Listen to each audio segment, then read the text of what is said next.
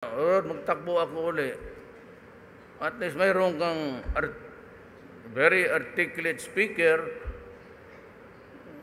bright, and he loves his country. Well, whatever he fought, basta he served the country well in different capacity, cabinet member and a senator, maybe perhaps a congressman noon. Pero mag-isip ka dyan sa otso diretso. Sino man daw ang dapat dyan? Walang You're all Ilocanos, kami dito, Bisaya, ako half. Kasi ang nanay ko Maranao.